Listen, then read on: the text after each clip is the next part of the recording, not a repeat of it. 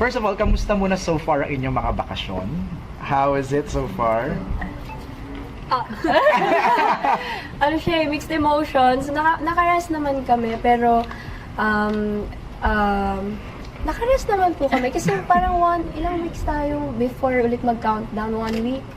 1 week. 1.5. 10 days. Opo, 10 days. 10 days. Tapos kumain lang po ako. Yung pagbalik ko dito, hindi nakasya yung iba kong damit. Oh no! Pero nangyari ba yung pinagkaguluhan sa Laguna si Jo? Opo, nag-pull out kasi kami for a brand po. Tapos nagulat ako kasi parang after a long time, ngayon na lang po ulit ako umuwi ng Laguna. Grabe talaga, parang hala. Na-miss ka ng mga neighbors? Kalambenya, opo.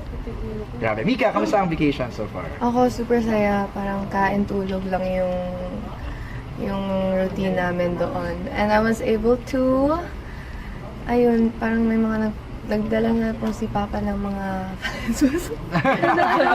sa bahay namin. Parang picture, pero ano ba yun? Mga family friends. Yeah. And I went to church. Ang tagal ko Okay. nang hindi na sa church. So, I'm very grateful for our break. Nice. Si Aya, nakita ko mga videos mo, may parang family raffle yata kayong ginawa. Dami kong nagawa sa which is thank you Lord. Kasi ako po, Cebu, tapos Mindanao din po sa amin. Yun po yung with my family, relatives ko po. Tapos, natuloy ko din yung advocacy ko for the last Nice. time. For this year. Ayun, Saka masaya yung po. photoshoot mo sa yacht. Ay, kainis! Oh, ano ba ito? Kainis! Dahil ko nagawa for that time. Nice. Considering 10 days pa lang yun, ha? Diba? May ano pa? Totoo. Meron pa, Dami pa. Malay ka, kamusta? Ako po yung una kong ginawa nung rest day is pumunta ako ng Tondo.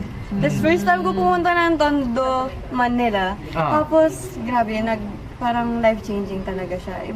Ibang-iba yung buhay niya talaga sa meron kami ngayon. So, maganda siya na magkaroon ka ng ibang perspective in life. So, Right. I'll probably come back there. Wow. Yeah. Tapos, yung family ko, siguro ginawa namin, sinulit talaga namin yung time namin. Kasi, aware naman kaming lahat ng bini na sobrang magiging super duper duper busy ang aming year today. So, kapag may rest kami, talagang na-spend talaga namin yun with our Right. family. So, yun, masaya kasi complete kami. Yun nga, may 15 days pa, diba? Of rest day. I love it. Pero, kamusta ang pakiramdam? Marami na tayong nabentang tickets for the Biniverse sa Philippine Arena. Ano yung mga reactions na nakukuha niyo na online?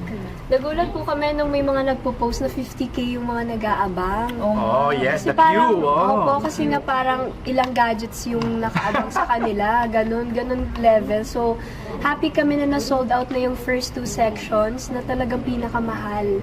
So, hopefully sumunod na yung ibang section po. And matagal pa eh. Right. We still have a month or 2. Right. Hopefully, ma-sold out po. Ang rehearsals or training ba or preparations for that would start immediately when you come Ano back? po, 3 days before the concert. Charing Ay, grabe Ay, kinabahan ako. Siguro pagbalik po, sisimulan na. Okay. Focus po kami sa concert since ilang ano na lang din, 1 month na lang pagbalik.